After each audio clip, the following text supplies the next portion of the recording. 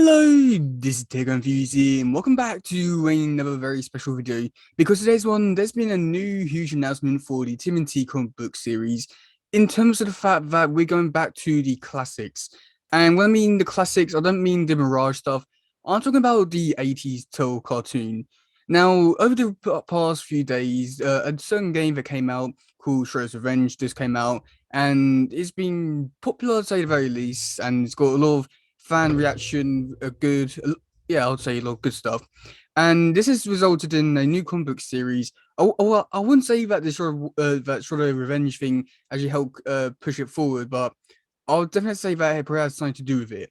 So I'm going to read through the article, which I've only just started, or I only just found a few minutes ago, and I'm going to read it for the first time. So if anything bad happens in this article, then well, this video's not coming out. But yeah, as you can see from this article here from the news drama, I don't think I don't think I've ever been on this site before, but this is the new thing. It's published about 4 hours ago. So the Teenage Mutant Ninja Turtle cartoon returns in the new IDW series. The spirit of the beloved 80s animated series return in new comic book adventures. Now there is a cover which there is a bigger picture, and I'll be quickly looking at that near the end. Um, Okay, so the Teenage Mutant Ninja Turtles have seen quite a few iterations, but none have been as popular or beloved as the iconic 80s cartoon that introduced the characters to the world at large. Now IDW will publish Teenage Mutant Ninja Turtles Saturday Morning Adventures, a four-issue limited series by Eric Buckram and Tim Latty that adapts the animated series for comics. Saturday Morning Adventures will try to capture the aesthetics of the series that debuted in 1987, featuring awesome obscure concepts like the turtle getting trapped in a VR simulator, or one General Krang's Satterwalt, stone soldiers abandoning their posts in pursuit of their half metal super standrum. Okay, so I really want to break this bit down, and from what I'm hearing so far, it sounds good in terms of the fact that they're going back to the basics, going real old school in terms of 80s stuff, and it could really have the good old feel of the 80s show, which I know that like quite a lot of the older audience members from the Tmnt franchise do quite enjoy. So I do got a feeling that this could probably be quite a big hit with audiences.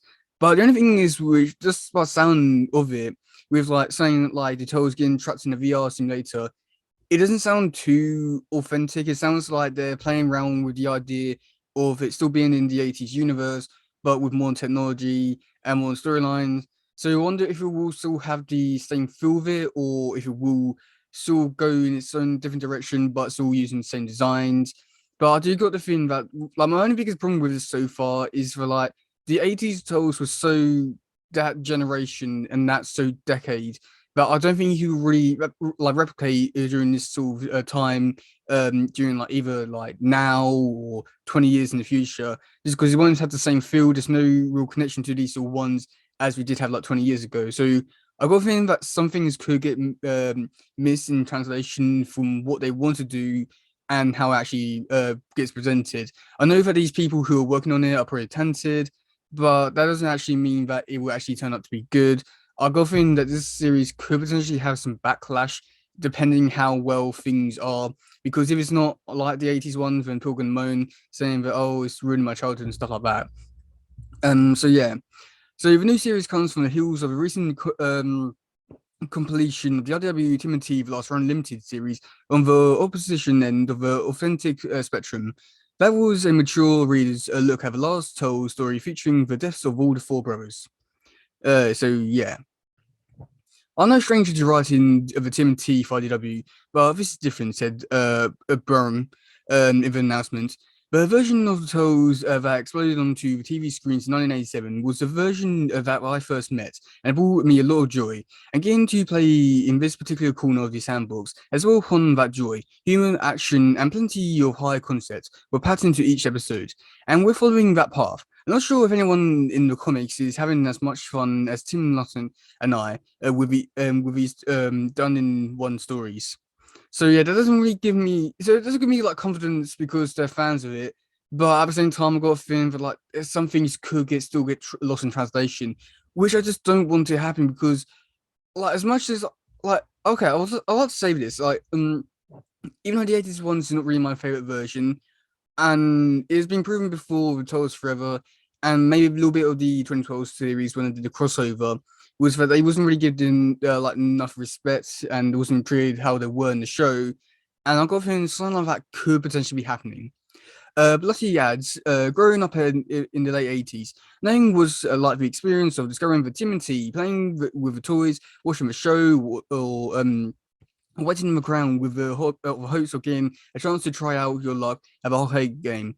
It's rare enough in life to be able to do what you do and do what you love for work. But to work on something you grew up on loving is hard to comprehend. What was this there to say? Going to go.